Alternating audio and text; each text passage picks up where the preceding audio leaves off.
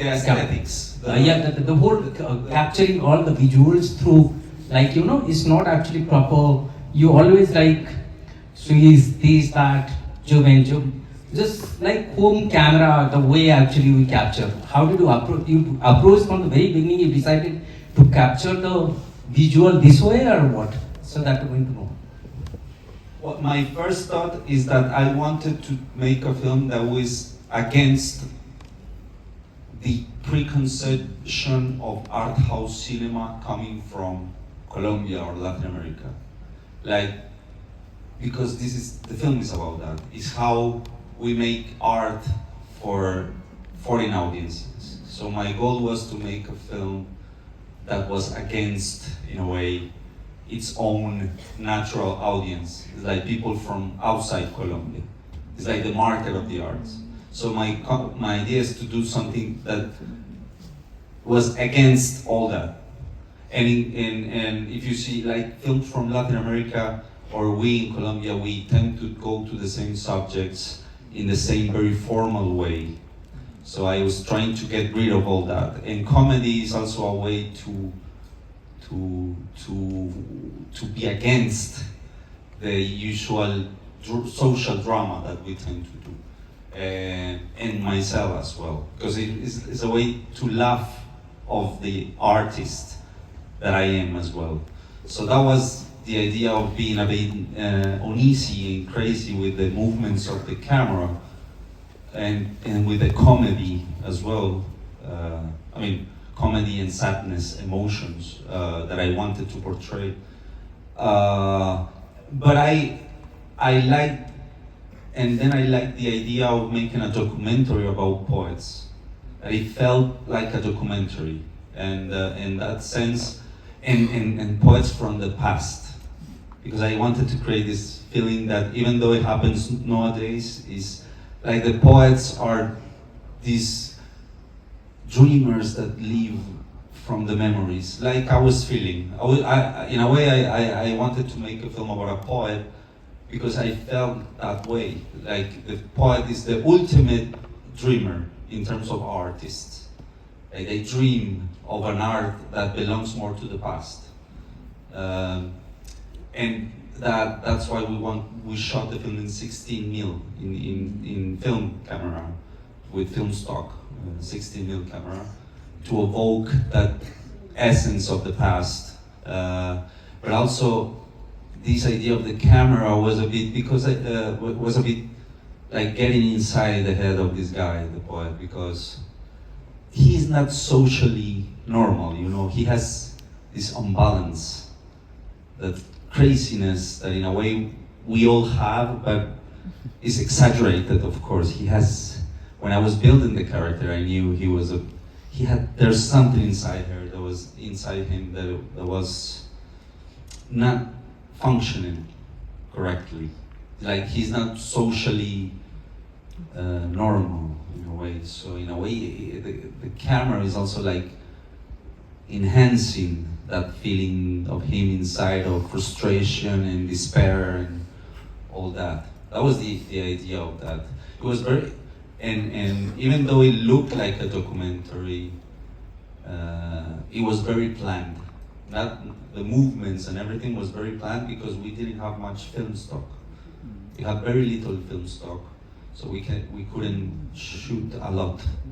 We could only do like a few takes, two takes per shot, because we only had like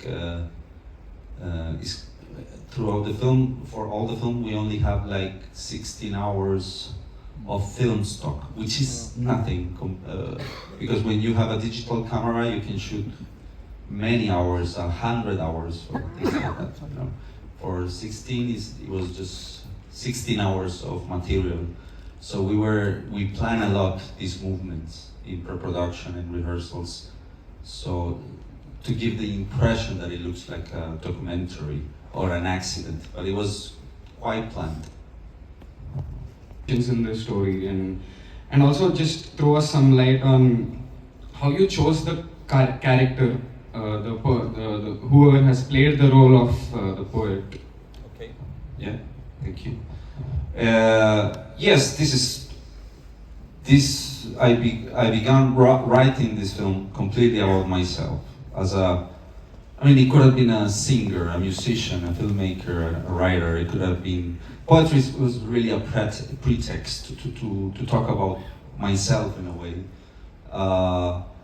This is my second film. So my first film, I finished my first film in 2020 during the pandemic, and we had to put it away. How do you say?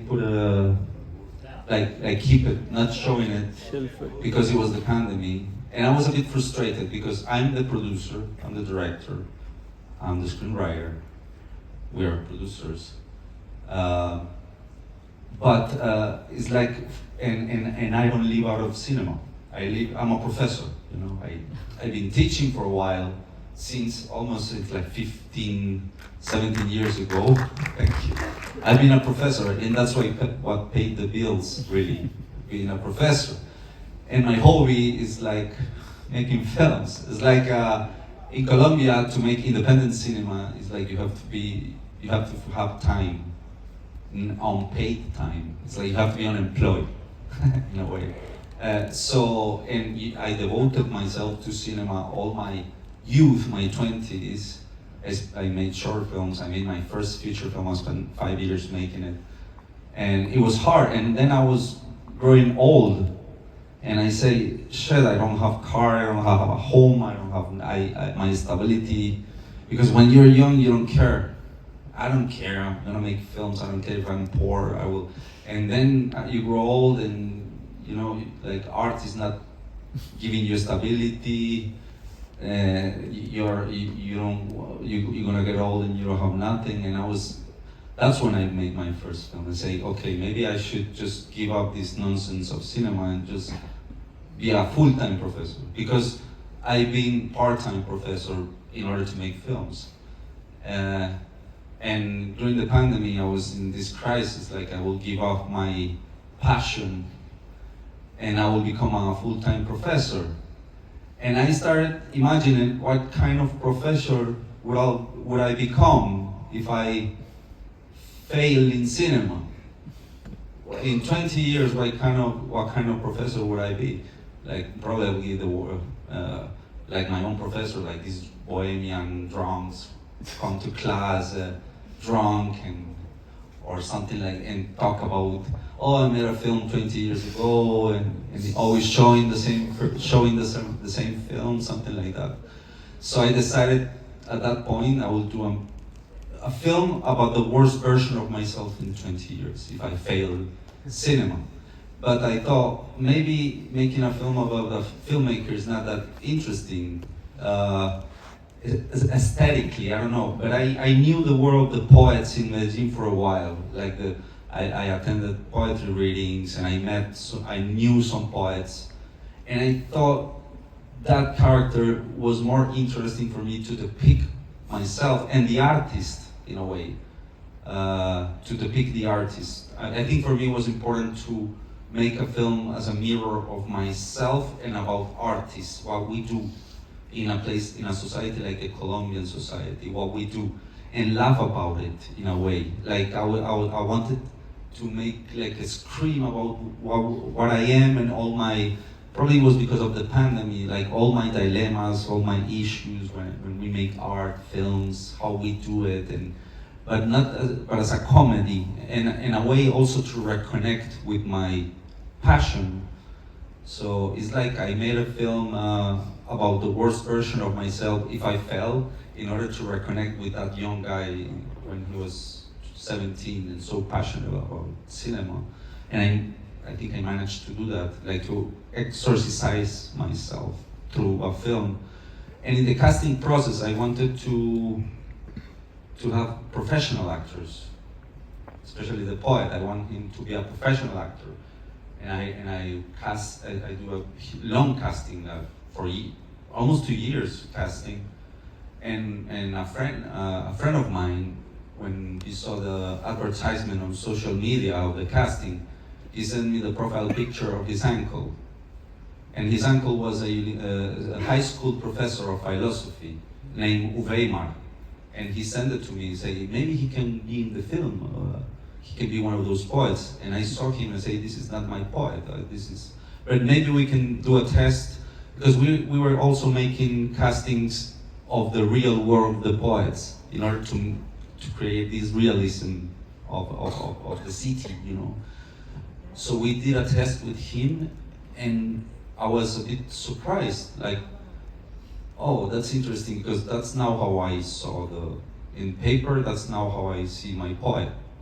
He's very different, and he's more funny, he's more different, you know, he's so special, so he's so unique, and he has never acted before. He's a professor in high school, you know, like, so it's like, I mean, now the film exists, but when we were making it, it was a risk, because he's 56, he has never acted, and he's not very physically active.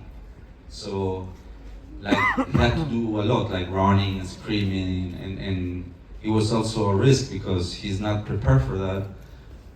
But we took the risk, and he prepared for 2 months for the character. He had a coach, an acting coach, and he became an actor he became an actor, and he became the character in 2 months preparation. Yeah. All right, ladies and gentlemen, let's do one last question due to back-to-back screening. All right, but feel free to come and meet up with the director and producer later. I think they'd love to hear from you. So we'll do one last question. Well, for me, it was just, first of all, I just wanted to laugh about everything about the world I live in as an artist. Like, to not being afraid of put everything in the film. I was just playing around with everything. And I wanted to play with the dilemmas of society we face now, to be uncomfortable, and to just laugh about it, and not being afraid of comedy in any way, you know? Because in Colombia, for instance, we live in a society that we are so afraid now to be uncomfortable, to just do comedy in a way. So I wanted to do that, and I think through this character I could depict many things about what we are as artists. But for me, in the process of making film and my own dilemmas with frustration, with success, like artists, we always seek success or transcending with the art. But artists, we are also very obsessed with the future. We don't think about the present, we think about the future, you know. And and in my process of growing up, I kind of learned to not care too much about the idea of success or recognition, but trying to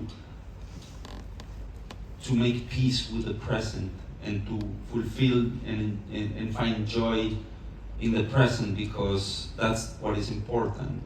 And to me, your lady is a way to talk about myself as well, about what is important, where is the poetry in my job, is in this industry, big industry, and recognition, or is in the joy of the art, what's important, you know, like the creation. Because it's like in cinema, I started making films and study films like 15 years ago, and you begin with this passion, but years go by and you become part of this industry. And sometimes it's not about the art anymore, it's about the industry, you know. And so your lady is a way for me to reconnect with what's important, and to not being obsessed with this narcissistic idea that we all have about recognition, and because sometimes it's good to fail. We all fail, we all feel frustrated in a way, and I think it's good. It's not, if we don't manage to, probably I'm gonna make another film, it will be a failure completely, and it will happen. It might happen, you know, and that's okay as well. It's like, I use this film to, it's like going to a psychologist to see myself and try to understand that frustration is not a bad thing. At the same time, failing is part of the process, and enjoying, is, as Julida says, like I don't care, I'm not interested in that idea of poetry. I'm more interested in simple things, like just writing about my life, about what I want. But sometimes the industry push you to do other things, you know. So that's probably that's what I wanted to tell, and that's part of my life as well. When I make art or cinema, in my case. How it has been received in your own country? All right, ladies and gentlemen, give it up for the cast and crew of